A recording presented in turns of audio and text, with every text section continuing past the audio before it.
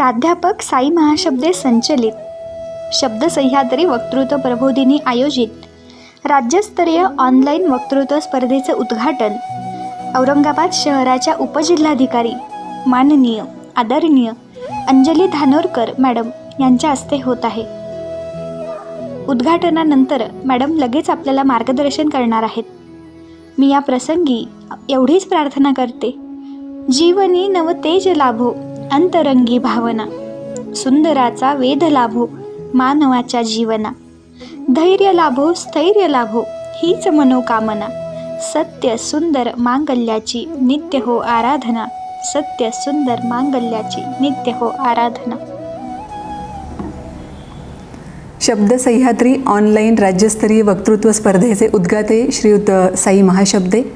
या स्पर्धेमध्ये भाग घेतलेले आपण सर्वजण आणि त्यासोबतच ही स्पर्धा अतिशय चांगल्या पद्धतीनं व्हावी यासाठी नियोजन मंडळात असणारे सर्व सदस्य, त्यासोबतच हा सर्व व्हिडिओ पाहत असणारे आपण सर्वजण, सर्वप्रथम या शब्दसह्याद्री ऑनलाईन राज्यस्तरीय वक्तृत्व स्पर्धेचं उद्घाटन झालं असं उद्घाटिका या नात्यानं मी जाहीर करते। या स्पर्धेच्या संदर्भानं बोलताना मला एक गोष्ट आवर्जून सांगावीशी वाटते। हा किस्सा अगदी खरा घडलेला आहे, कोणाच्या बाबतीत घडलेला आहे हे पण मी नंतर सांगणारच आहे। हा एक अत्यंत गरीब मुलगा होता, पण शाळेमध्ये खूप हुशार होता, म्हणजे प्रत्येक सरांचा तो लाडका होता। पण त्यामुळेच शाळेतले बाकीचे मुलं त्याच्याबद्दल खूप जेलस असायचे आणि एक दिवस काही मुलांनी तिथल्या मुख्याध्यापकांकडे तक्रार केली की आमच्या दप्तरातले पैसे चोरीला जातात आणि हा अतिशय एकमेव गरीब मुलगा आहे, त्याच्यामुळे आम्हाला पूर्णपणे वाटतंय की याच मुलानं ही चोरीची प्रक्रिया सगळी सुरू केलेली असणार आहे। मुख्याध्यापक समंजस मनुष्य होते, त्यांनी सांगितलं की ठीक आहे, मी तपास घेतो आणि खरंच जर तो मुलगा दोषी आढळला तर त्याला मी मोठी शिक्षा करणारच आहे। आणि हा छोटासा गरीब शाळकरी मुलगा नेमकं करतो काय हे बघण्याचा, तपास घेण्याचा प्रयत्न या मुख्याध्यापकांनी खरोखरच सुरू केला आणि त्यांच्या लक्षात आलं हा मुलगा शाळा करतो, शाळा झाल्यानंतर तो एका माळी बाबांकडे काम करतो, तिथलं सगळं काम करून जो पैसा त्याला मिळतो त्या पैशामधून तो स्वतःची शाळेची फीस भरतो, पुस्तकं खरेदी करतो, वह्या खरेदी करतो आणि त्याच्यानंतर पुन्हा जेवढा वेळ त्याच्याकडे उरतो त्या वेळेमध्ये पुन्हा एकदा तो खूप चांगल्या पद्धतीनं अभ्यास करतो आणि याच सगळ्यामधून त्याला खूप चांगले मार्क्स मिळतात। सगळ्याच सरांचा तो लाडकाही होता। जेव्हा हे सगळं त्या सरांनी बघितलं तेव्हा सगळ्या मुलांसमोर या छोट्या मुलाला उभं केलं आणि त्याला विचारलं की ही अशी सगळी माहिती मला तुझ्याबद्दल मिळाली आहे, तर मला असं वाटतं की बाकीचे बरेच जण ज्यांचे वडील खूप चांगल्या पद्धतीने इन्कम करतात ते सुद्धा शाळेमध्ये फीस माफ व्हावी याच्यासाठी अर्ज करतात आणि फीस माफ करून घेतात, पण तू तर खरंच स्वतःचा खर्च स्वतः उचलतोय आणि एक एक पैसा तुझ्यासाठी इतका महत्त्वाचा आहे, मग तू का नाही शाळेची फीस माफ करून घेत? तेव्हा या छोट्या मुलानं जे उत्तर दिलं ना, त्या उत्तरातून अजूनही आपण खूप काही शिकण्यासारखं आहे। हा मुलगा गरीब होता पण स्वाभिमानी होता। त्यानं सरांना सांगितलं, सर मी स्वावलंबन शिकतो आहे आणि हे तुमच्याचकडून तर शिकत आहे, मला कुणाच्याही मदतीची, कुणाच्याही भिकेची अजिबात गरज नाही। जेव्हा मी स्वतःसाठी आवश्यक असणारा पैसा स्वतः उभारू शकतो तेव्हा मी फीस माफीसाठी का तुमच्याकडे अर्ज करावा? एवढ्या लहान वयामध्ये त्याला स्वावलंबी असण्याचं महत्त्व लक्षात आलेलं होतं आणि मी तुम्हाला प्रॉमिस केलं होतं की हा किस्सा कुणाच्या बाबतीत घडला हे पण मी तुम्हाला सांगणार।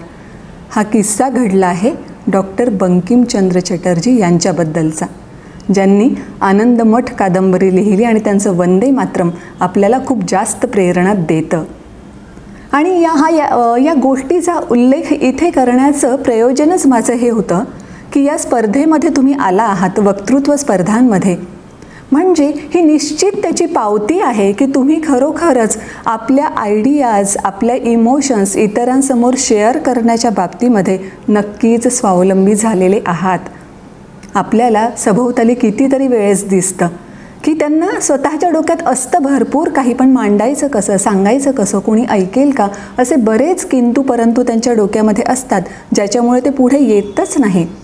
तुम्ही सगळे विद्यार्थी मात्र अगदी फक्त विद्यार्थीच नव्हे, कारण मला साई महाशब्देंनी सांगितलं आहे की वयाची मर्यादा या स्पर्धेसाठी ठेवण्यात आलेली नाही. ही साईंनी खरंच खूप चांगली गोष्ट ठेवली, कारण वय हा खरंच फक्त एक आकडाच असतो. आणि कितीतरी लोकांबद्दल आपल्याला माहीत आहे ज्यांनी वयाच्या 80व्या 90व्या वर्षी खूप चांगले चांगले विक्रम केलेले आहेत. तर या स्पर्धेमध्ये आपण सर्वांनी सहभाग घेतला आणि जे काही डोक्यात आहे, मनात आहे ते आपण शेअर करण्याच्या बाबतीत स्वावलंबी झाला आहात, ही फार कौतुकाची गोष्ट मला वाटते. या वक्तृत्व स्पर्धेमध्ये आपण सहभाग घेतलेला आहे तो फक्त पारितोषिक मिळवण्यासाठी का, किंवा पहिल्या 10 जणांना प्रत्येकी 3,000 रुपयांचं पारितोषिक दिलं जाणार आहे म्हणून त्या 3,000 रुपयांसाठी का? मे बी तो एक उद्देश असू शकेल की खरंच एक रक्कम आपण स्वतःच्या बुद्धिमत्तेच्या जोरावर कमवली, हा एक अभिमान त्याच्यामध्ये असेल. एवढ्या मोठ्या स्पर्धेमधलं पारितोषिक आपण पटकावलं, पुरस्कार आपण पटकावला, ही पण खूप समाधानाची गोष्ट असणारच आहे. पण त्यासोबतच मी आपल्या सर्वांचं लक्ष एका वेगळ्या मुद्द्याकडे वेधून घेऊ इच्छिते. जेव्हा आपण कोणत्याही स्पर्धेमध्ये भाग घेतो, त्या स्पर्धेसाठी तयारी करतो, तेव्हा त्या तयारीमधून आणि जे जे काही आपण त्या प्रक्रियेतून जात असताना करतो त्या सगळ्यांमधून आपले स्वतःचे स्किल्स खूप वेगवेगळ्या पद्धतीचे डेव्हलप होत असतात. याकडे मी आपलं लक्ष वेधून घेऊ इच्छिते. वक्तृत्व स्पर्धा आहे म्हणून या संदर्भात सांगते. खरं तर वक्तृत्व स्पर्धेची सुरुवात वक्तृत्व या शब्दापासूनच होते. बऱ्याच जणांना तुम्ही बघत असाल ते वक्तृत्व हा शब्द वक्तृत्व अशा अर्थानं उच्चारतात, लिहितात कसं त्यांचं त्यांनाच माहिती आहे. मग अशा परिस्थितीमध्ये जेव्हा आपण अशा स्पर्धांमध्ये पार्टिसिपेट करतो, नक्कीच आपल्याला आपलं वाचन दांडगं करावं लागतं. म्हणजे पहिला मुद्दा काय आला, या स्पर्धेमुळे आपलं वाचन वाढलं, आपला शब्दसंग्रह वाढला, मांडणी कशी करायची हे लक्षात आलं. आणि मुद्दे कितीही महत्त्वाचे असतील तरी एक एक मुद्दा सुटा सांगून उपयोग नाही ना. या सगळ्या मुद्द्यांची गुंफण किती छान पद्धतीनं होते ही पण बाब तेवढीच महत्त्वाची. आणि मग अशी प्रत्येक मुद्द्याची अगोदरच्या मुद्द्याशी गुंफण करता करता पुढचाही मुद्दा कनेक्ट करताना जे काही आपलं ब्रेन ट्विस्टिंग होतं, आपला उजवा मेंदूसुद्धा खूप चांगल्या पद्धतीनं कार्यरत राहतो.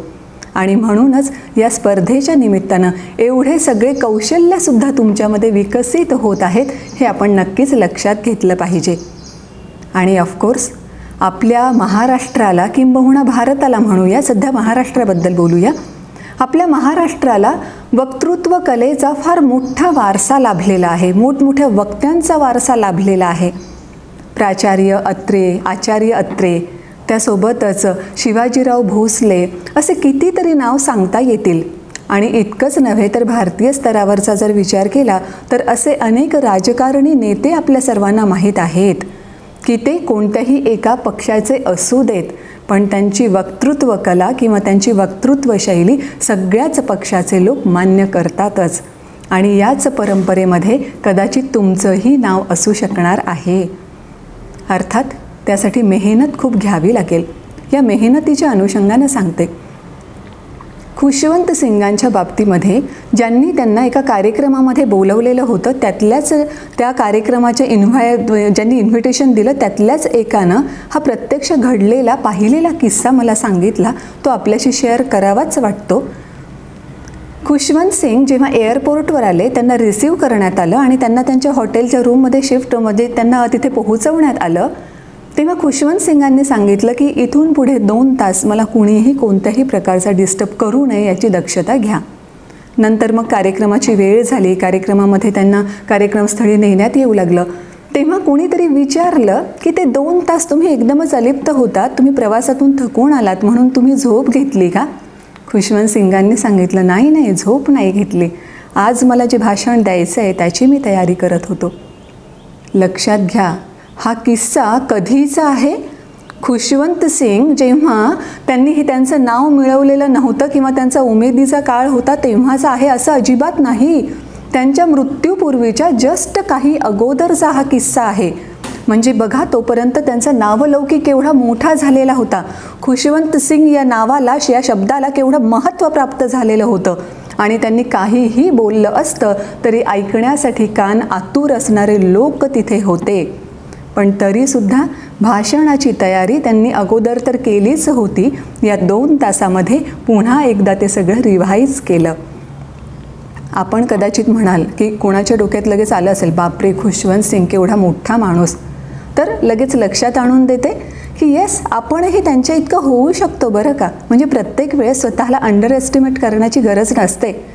पण असो, तो मुद्दा थोडासा बाजूला ठेवूया. तुम्हाला जर असं वाटत असेल की खुशवंत सिंग त्यांना बघितलेलं नाही, त्यांच्याबद्दल फक्त ऐकलेलं किंवा आता जे काही ऑडिओज आपण व्हिडिओज बघतो त्यामधून पाहिलेलं आहे, तर मी स्वतः तुमच्यासमोर उभी आहे. माझ्यावर तर विश्वास ठेवणारच. माझ्या संदर्भामध्ये सांगते. एक गोष्ट तर मला ही लक्षात आली की सुरुवातीपासूनच म्हणजे स्टेज फिअर वगैरे वगैरे असा प्रकार सुदैवानं माझ्या बाबतीत किंवा माझ्या भावंडांच्या बाबतीत अजिबात झाला नाही. आम्ही तिघंही, म्हणजे मी आणि माझे 2 भाऊ, अगदी लहानपणापासून गॅदरिंगमध्ये पार्टिसिपेट करत होतो. आम्हा तिघांनाही अभिनयाचं प्रत्येक वेळेचं पारितोषिक पहिलं आम्हालाच मिळत असे. जेव्हा जेव्हा वादविवाद स्पर्धा, वक्तृत्व स्पर्धा होत तेव्हासुद्धा आमचाच नंबर पहिला असे. म्हणजे मला आठवतं की कॉलेजमध्ये असताना इंटर कॉलेज डिबेट्स भरपूर वेळा, वर्षातून कित्येक वेळा चालत असत. कोणत्या ना कोणत्या प्रकारच्या ह्या स्पर्धा असतच. प्रत्येक स्पर्धेमध्ये मी काही पार्टिसिपेट करत नसे. जो विषय मला खूप आवडतो त्या डिबेटच्या स्पर्धेमध्ये मी पार्टिसिपेट करत असे. आणि आपल्या सर्वांना माहीत असेल की अगोदर स्क्रीनिंग कॉलेजच्या लेवलवर होतं आणि नंतर मग पुढच्या स्टेजवर ते पाठवलं जात असतं. पण जेव्हा या स्पर्धेसाठी मी नाव दिलं आहे हे कळायचं, तेव्हा वक्तृत्व स्पर्धेमध्ये किंवा वादविवाद स्पर्धेमध्ये भाग घेणारे बाकीचे मुलं मुली मला म्हणायचे की ज्या अर्थी आता तू पार्टिसिपेट केलं, सिलेक्शन तुझंच होणार, तूच इंटर कॉलेजेस डिबेटमध्ये जाणार आणि शील्ड घेऊन सुद्धा तूच येणार, खात्री आहे. त्याच्यामुळे आम्ही आमचा फॉर्म परत घेतो, किंबहुना आम्ही फॉर्म भरणारच नाही. हे मी एवढ्या छान पद्धतीनं सांगते कशासाठी माहीत आहे? आज मी जिथे जिथे बोलण्यासाठी किंवा भाषणासाठी म्हणून जाते तिथे तिथे माझं स्टेटस एखाद्या स्पर्धकाचं अजिबात नसतं. तिथे मी चीफ गेस्ट असते, तिथे मी उद्घाटिका असते, तिथे मी मुख्य वक्ती असते. तरीसुद्धा ह्या सगळ्या डिसिप्लिनचं मी पालन करत असते. हे मी आपल्याला सांगू इच्छिते. मेहनत त्यात घ्यावी लागते हे मी आपल्याला सांगू इच्छिते. खरं तर चीफ गेस्ट म्हणून गेल्यावर किंवा मुख्य वक्ता म्हणून गेल्यावर त्यांनी भाषणाचा जो काही टाईम ठरवलेला आहे तो थोडाफार मागे पुढे झाला तरी काही फरक पडणार नाही. मला कोणी म्हणू शकणार नाही की तुम्ही कमी का बोललात किंवा जास्त का बोललात. पण लहानपणापासून या स्पर्धांच्या निमित्तानं जी डिसिप्लिन आली आहे ना, जे मी अगोदरच म्हणालेली होते की ह्या स्पर्धांमुळे आपले कौशल्यसुद्धा वाढतात, तर ही डिसिप्लिन माझ्यामध्ये अजूनही तशीच आहे. त्यामुळे जर आयोजकांनी मला 2 मिनिट बोलायला सांगितलं असेल तर 2 मिनिटापेक्षा एक सेकंदही वर जात नाही. जर 3 तास बोलायला सांगितलं असेल तर बापरे 3 तास बोलू काय असाही प्रश्न माझ्याकडे कधीच उद्भवत नाही. का? कारण मी खरंच मेहनत तेवढी घेते. माझं प्रत्येक भाषण तयार होत असताना कंप्लीट 5 वेगवेगळ्या प्रोसेसमधून ते जातं आणि नंतर मी प्रत्यक्षामध्ये सर्वांच्या समोर उभी राहिलेली असते. सांगण्याचा उद्देश माझा एवढाच आहे की जर आज स्पर्धक म्हणून नसतानाही, चीफ गेस्ट म्हणून प्रोग्रामना जात असतानाही या सगळ्या डिसिप्लिनचं मी पालन करते, त्यासोबतच इतकी सगळी तयारी मी करते, तर आत्ता जर तुम्हाला या स्पर्धेमध्ये पाय रोवून उभं राहायचं असेल आणि मी म्हणाले तसं की आपल्या एवढ्या गौरवशाली परंपरेचा एक भाग तुम्हाला बनायचं असेल तर ह्या सगळ्या बाबी तुम्हाला अंगी बाणवाव्या लागतीलच आणि तेवढी मेहनतसुद्धा तुम्हाला घ्यावीच लागेल. त्याला पर्याय असणार नाहीच. हे सगळं करत असताना आणखी मला 1-2-3 बाबी आपल्याला सांगाव्याशा वाटतात की तुम्ही या स्पर्धेच्या निमित्तानं खूप चांगल्या संस्थेशी अटॅच झालेले आहात. म्हणजे गेली अनेक वर्ष साई महाशब्दे काय काय करत असतात विद्यार्थ्यांसाठी हे मी खूप जवळून बघितलेलं आहे. त्यांनीसुद्धा त्यांच्या बऱ्याच प्रोग्राम्सना मला इन्व्हाइट केलेलं आहे आणि त्यांच्यातली सगळ्यात मला आवडलेली क्वालिटी म्हणजे ते विद्यार्थ्यांसाठी तर भरपूर करतातच, पण त्यांच्या अवतीभोवती असणाऱ्या विद्यार्थ्यांमध्ये लिडरशिप क्वालिटीज कशा डेव्हलप होतील याच्यासाठी ते खूप प्रयत्न करत असतात. म्हणजे मी जेव्हा जेव्हा बघितलं प्रत्येक कार्यक्रमाचं नियोजन कोणी विद्यार्थी करत असतात आणि त्या विद्यार्थ्यांना डिसिजन्स घेण्याबद्दलची संपूर्ण स्वायत्तता साई महाशब्देंनी दिलेली असते. म्हणजेच काय, या विद्यार्थ्यांमध्ये लीडरशिप क्वालिटीज डेव्हलप झाल्याच. त्याच्यासोबतच विद्यार्थ्यांच्या विकासासाठी कोणते कोणते उपक्रम करता येतील याचा सतत त्यांच्या डोक्यात विचार चालू असतो आणि त्या पद्धतीनं ते करत असतात. काळानुसार बदलणं ही फार महत्त्वाची गोष्ट असते आणि साई महाशब्दे काळानुसार स्वतःमध्ये बदल घडवून आणतातही आणि इतरांनाही त्या पद्धतीनं बदलवणं भाग पाडतातही. याच स्पर्धेचं उदाहरण घेऊया ना. आता प्रत्यक्षमध्ये येऊन स्पर्धा घेणं शक्य नाही ह्या कोरोनामुळे, तर त्यांनी ऑनलाईन स्पर्धा घेतल्या. मग त्याच्यामध्ये कशा रीतीचा पॅटर्न असावा, मग स्पर्धा 5 मिनिट तुमच्या व्हिडिओजना मिळणारे लाईक्स वगैरे वगैरे हे सगळे मुद्दे त्यांनी काळानुरूप जे बदल झालेले आहेत त्यानुसार त्यात इन्क्लूड केले आहेत. इतकंच नव्हे तर आपण सर्वजण जे भाषण करणार आहात, आपण बोलणार आहात, ते कुठेतरी छान पद्धतीनं सर्वांपर्यंतच पोहोचलं पाहिजे म्हणून त्यांनी स्वतःचं ऑफिशियल यूट्यूब चॅनलसुद्धा निर्माण केलं आहे आणि या यूट्यूब चॅनलवर आपल्या सर्वांची भाषणंसुद्धा अपलोड होणार आहेत. ही खरंच आपल्या सर्वांसाठीच फार महत्त्वाची संधी आहे आणि महाराष्ट्रातले मॅक्सिमम विद्यार्थी किंवा स्पर्धक या स्पर्धेचा लाभ घेत आहेत. ही पण फार महत्त्वाची गोष्ट मला वाटते. आणि खरंच यामध्ये साई महाशब्देंचं मला आणखी एका कारणासाठी कौतुक करावं असं वाटतं. जसा मी अगोदर उल्लेख केला की वयाची अट ठेवली नाही आणि तिन्हीही भाषा त्यांनी ॲप्रूव्ह केल्या आहेत. मराठी, हिंदी, इंग्रजी अशा कोणत्याही भाषेतून बोलू शकणार आहात आपण. आणि या स्पर्धेच्या निमित्तानं आपण एकदम वेगळ्या पद्धतीचा इतिहास नक्कीच रचू शकता. वर्ड क्रिएट्स द वर्ल्ड असं म्हटलं जातं. शब्दांनी जग बनू शकतं. अशा परिस्थितीमध्ये जसा मी सुरुवातीला उल्लेख केलेला होता की आपल्या मनात काय चाललं आहे, आपल्या डोक्यात काय चाललं आहे, हे जर शब्दांच्या माध्यमातून आपण व्यवस्थितरित्या व्यक्त करू शकलो तर येस, आपल्यापुरतं आपलं जग आपण नक्कीच छान सुंदर केलेलं असणारच आहे. आणि ऑफकोर्स ही सगळी स्पर्धा सध्या तुमची स्पर्धा इतर पार्टिसिपंट्सची आहे, पण नेहमी लक्षात असू द्या की ही खरी स्पर्धा तुमची स्वतःशी आहे. त्याच्यामुळेच कालच्यापेक्षा तुम्ही आज वेगळे कसे आहात किंवा जर आज तुम्ही असं काही केलं तर तुमच्यामध्ये वेगळेपणा उद्या काहीतरी दिसू शकेल. अशा रीतीनं स्टेप बाय स्टेप प्रत्येक दिवशी आपण स्वतःचे काही स्किल्स वाढवणं, स्वतःचं नॉलेज वाढवणं ही बाब महत्त्वाची ठरते आणि त्या रीतीनं आपण सर्वजण स्वतःवर मेहनत घ्याल अशी मी आपल्या सर्वांकडून अपेक्षा व्यक्त करते. आणि अर्थात एक गोष्ट लक्षात असू द्या, जाता जाता मी तुम्हाला हे सांगितलंच पाहिजे असं मला वाटतं. वाचन दांडगं असावं लागतं. वक्तृत्व स्पर्धा असो, वादविवाद स्पर्धा असो, हे वाचन दांडगं असावंच लागतं. याचा अर्थ तुम्ही एखादं पुस्तक वाचलं आणि लगेच तुमचं वाचन दांडगं झालं आणि लगेच एखादी स्पर्धा तुम्ही जिंकून घेतली असं होणार आहे का? कदाचित होणार नाही.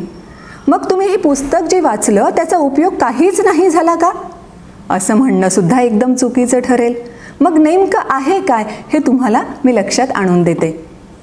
दुधामध्ये म्हणजे फिकं दूध घेतलं आणि त्यात चमचाभर साखर टाकली की नेक्स्ट मोमेंटला लक्षात येतं की येस, फिकं दूध आता गोड झालेलं आहे. इतका सडन रिझल्ट अशा एका वाचनातून किंवा आपण स्वतःवर नॉलेज वाढवण्यासाठी, स्किल्स वाढवण्यासाठी जी मेहनत घेत आहोत त्यातून आपल्याला दिसणार नाही. लक्षात असू देत हे. पण तरीसुद्धा फरक पडतो. फरक कसा पडतो सांगते. कॅन्डल लाईट इफेक्ट थिअरी आहे किंवा कॅन्डल लाईट इफेक्ट त्याला म्हटलं जे जातं ते तुम्हाला लक्षात आणून देते. इमॅजिन करा, अतिशय एक छोटीशी खोली आहे, पूर्ण काळोखानं भरलेली आहे, अगदी गुडूप अंधार तिच्यामध्ये आहे. आणि जेव्हा तुम्हाला त्या खोलीत जायचं आहे तुम्ही काय करताय? एक मेणबत्ती पेटवता. एकच मेणबत्ती, एक मेणबत्ती पेटवता आणि ती खोली प्रकाशमान झाल्याचं लक्षात येतं. आता तुम्ही तिथे जाताना अडखळणार नाही, कोणत्या वस्तूला धडकणार नाही. पण जर लक्षात आलं की प्रकाश अजून थोडासा हवा आहे, तुम्ही दुसरी मेणबत्ती लावाल. पण इमिजिएटली जसा पहिल्या कॅन्डलमुळे इमिजिएटली लक्षात आलं होतं की खोली उजळून निघाली, ताबडतोब तिच्यामध्ये प्रकाश झालाय, दुसरी मेणबत्ती पेटवल्यानंतर असा ड्रास्टिक चेंज झाल्याचं लक्षात येणार नाही. तिसरी मेणबत्ती पेटवल्यानंतरही कदाचित येणार नाही. पण जेव्हा तुम्ही चौथी, पाचवी अशा आणखीन मेणबत्त्या पेटवत राहाल तेव्हा मात्र एक स्टेज अशी येईल, ह्या सगळ्या मेणबत्त्यांनी मिळून ट्यूबलाईट एवढा मोठा प्रकाश दिलेला असेल. आलं लक्षात? प्रत्येक मेणबत्तीचं महत्त्व तेवढंच आहे, जरी आपल्या लक्षात येत नसलं तरीही. त्याच्यामुळे जेव्हा जेव्हा तुम्ही अवांतर काही वाचाल, जेव्हा जेव्हा तुमच्या आवडीच्या विषयांवरचं काही वाचाल, तेव्हा इमिजिएटली दुधात टाकलेल्या साखरेसारखा फरक लक्षात येणार नाही. पण पेटवलेल्या सेकंड मेणबत्तीसारखा फरक मात्र तिनं आपल्या आयुष्यात नक्कीच केलेला असेल. या स्पर्धेच्या निमित्तानं भाग घेतलेल्या सर्वच स्पर्धकांना मी मनापासून शुभेच्छा देते आणि इथेच थांबते. Thank you so much.